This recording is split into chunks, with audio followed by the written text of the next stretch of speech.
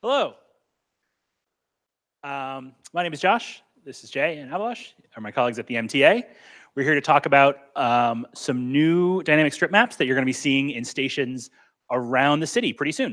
I'm going to go to the next slide for me. We're going to hand off a little bit, but I'll start. I should probably say what we do. Jay is well, I'll introduce myself. My name is Josh Gee. I have a long fake sounding title, but I'm in charge of all of our customer facing digital products at the MTA. My name is Jay. I am actually, technically speaking, just a motion graphics artist and animator at the MTA. So I make a lot of the social media graphics, but in particular the in-station signage, all the animations that go on these screens. So the things that tell you how great service is while you're sitting there waiting in the station. Hey. It's Abhilash. I'm the developer behind these templates you're going to see. So yeah, we have 50,000 out front screens going out across the network. These are going to be in stations, on buses, on railroads, and on cars.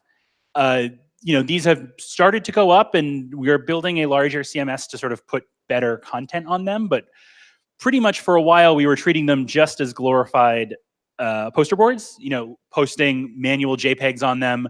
They would do some rotations. I mean, these are predominantly media players. We'll talk about some of the sort of blockers we had to break down for this, but we pulled together a team earlier this year to say, hey, these are computers. We can do better than just like cycling JPEGs. So we pulled together a lot of the sort of quantitative research and qualitative research we have, and we really tried to drill down into, okay, these are going to be up all the time in stations. What do people really want to know? Right? I mean, we are, as an organization, spend a lot of time thinking about service status. We spend a lot of time talking about planned work. I tend to think that those are really helpful as a bigger picture, but when you're really getting to a station, all you care about is all of those are just ways that you in your head can try to figure out when is the next train coming, and is that train going to the stop that I care about, or making the connection that I care about. So we thought, okay, how can we drill down to answer those questions as well as possible?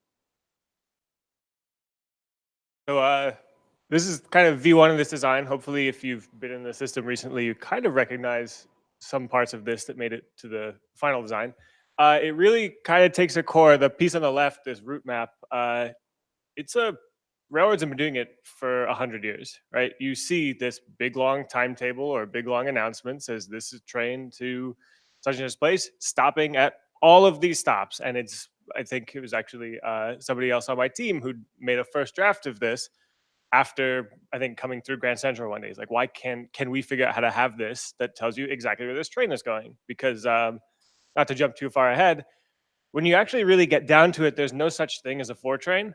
It's just a shorthand that means this train runs on these routes and stops at these stops. So when we start screwing with service, the fact that it's technically a 4 train and it says 4 on the train doesn't really mean anything. So the list of stops is a pretty important thing to have. And then on the right as well, since we were taking up screen real estate, we had to put poster style content on this. It's more interesting for similar stuff. It is super useful though. I mean, yeah. Thinking about service alerts, thinking about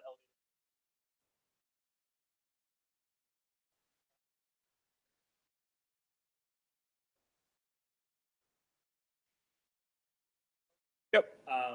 It's less cool and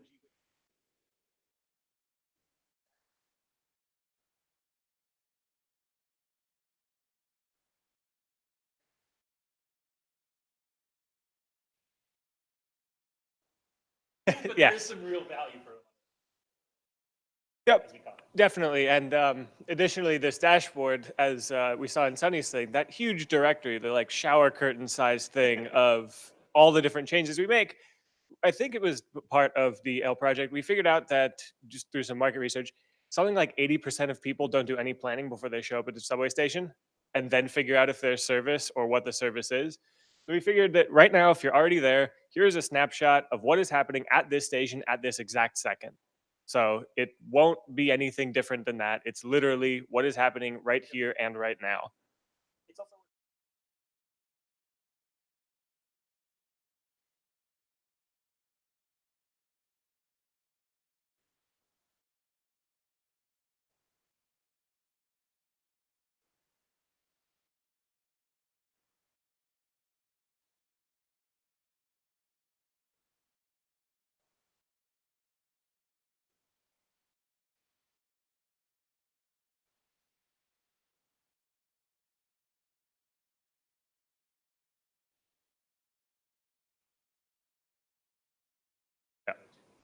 Pretty much. Yes, and so we did. This is actually good. That was a good transit because we whiffed a little bit on that design.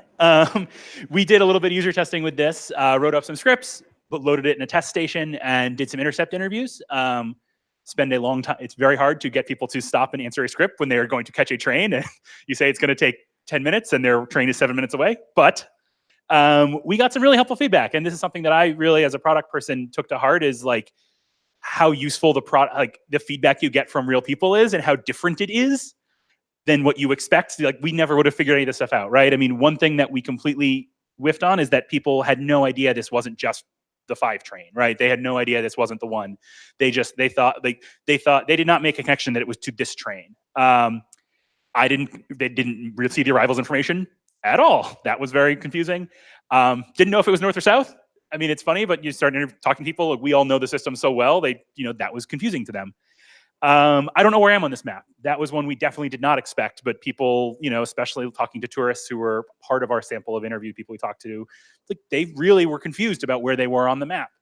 And then how do I get to Central Park, which is we have not solved yet, but it's something we think another thing that I think at the MTA and as experts, we don't think about it, but like a lot of people are navigating based on points of interest, right? And so like, that's why the Hearst ended up winning in the current subway map design writ large replaced the Vignelli, because actually navigating in the context of New York City mattered quite a bit as well for folks.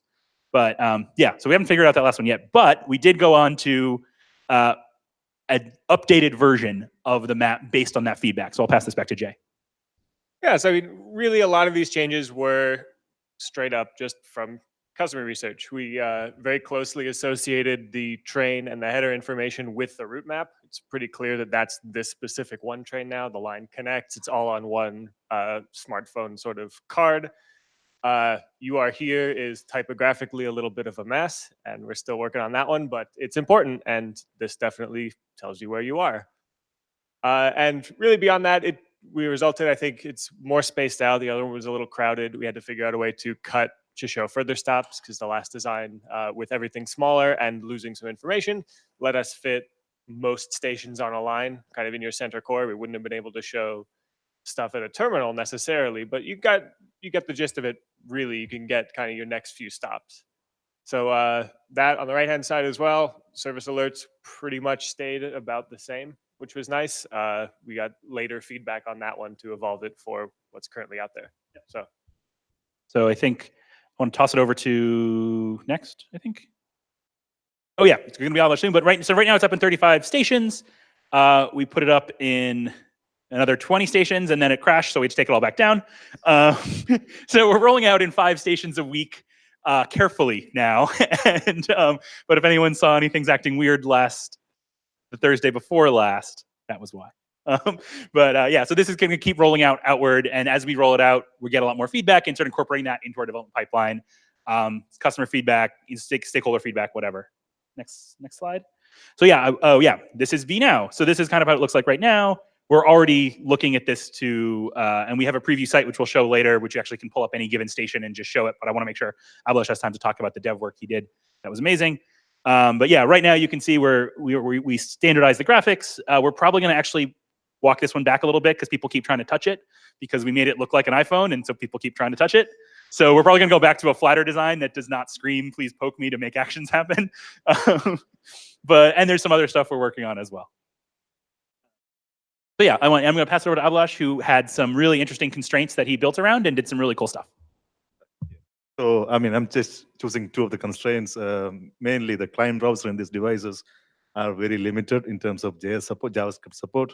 So we cannot really put too much logic in there and iterate over it and expect it to work. So we have to come up with the architecture that is low on client logic and high on server logic. And the other one is bandwidth is limited, just 24 kilobytes per minute. We are refreshing every 30 seconds, so that means 12 kilobytes per 30 seconds. So this is the architecture we chose. Essentially, there is a server-side API that uses the GTFS-based arrivals API to create an SVG image dynamically and then send it to the client. The client only just takes the image and display it. It doesn't do anything else. It's just That's how we solved that client-side JS issue. Next is the bandwidth. So that's, as I said, we didn't know about this bandwidth limitation until too late in the process. Essentially, we deployed it, and then we realized that essentially our weight was 50 kilobytes. Our page size was 50 kilobytes, but we had to only use 12 kilobytes. So we used some techniques. Essentially, first step is to use compression. So that brought it down to 13 kilobytes.